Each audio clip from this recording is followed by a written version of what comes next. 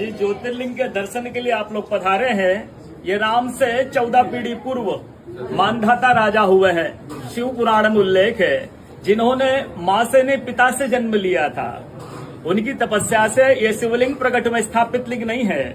जिस प्रकार आरती करते हम प्रण अक्षर के मध्य, ओम अक्षर के मध्य, यह तीनों एका, जय शिव ओंकारा। एक शिवलिंग में ब्रह्मा विष्णु महेश निराकार धरती से प्रकट हुए हैं। इसलिए अखंड दीप यह जो जल रहा प्राचीन समय से, एक ही दीपक में 3 बातियां लगातार जल रही है, ब्रह्मा विष्णु महेश की। इस पहाड़ी के ऊपर 7 किलोमीटर का परिक्रमा मार्ग है, वो भी ओम आकृति में है। जो पर्वत पे हम प्रभु के दर्शनों के लिए खड़े हैं, ये पर्वत स्वयं शिवलिंग की आकृति में है। चारों तरफ नर्मदा मैया जलहरी बनकर बह रही है। पूरे 12 ज्योतिर्लिंग में शयन आरती होती है, लेकिन बाबा का विश्राम ओंकारेश्वर ज्योतिर्लिंग में है, तो उनके शयन के लिए झूला पल्ला चौपड़ पासे बिछाए जाते हैं। बाबा यहाँ विश्राम करके 3 बजे रात उठकर महाकालेश्वर जाएंगे, वहाँ स्नान करेंगे। इसलिए वहाँ का भस्म आरती प्रसिद्ध है, यहाँ का शयन आरती प्रसिद्ध है। शिव पुराण में भी कथा आती है, महिलाएं 16 सोमवार व्रत करती है, उसमें भी कथा आती है। क्या कथा आती है?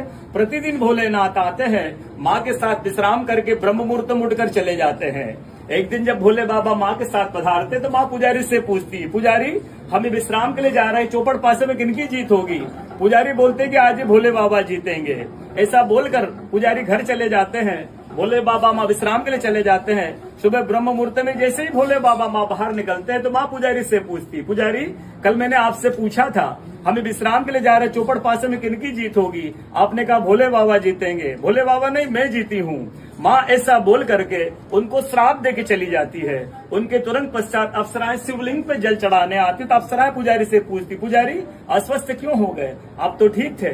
फिर पुजारी बताते हैं, प्रतिदिन भोले बाबा माँ के साथ विश्राम करके चले जाते थे। कल भोले बाबा माँ के साथ पधारे, माँ ने मुझसे पूछ लिया, पुजारी हमें विश्राम के लिए जाएंगे, चौपड़ पासे में किनकी जीत होगी? मैंने कहा भोले बाबा जीतेंगे।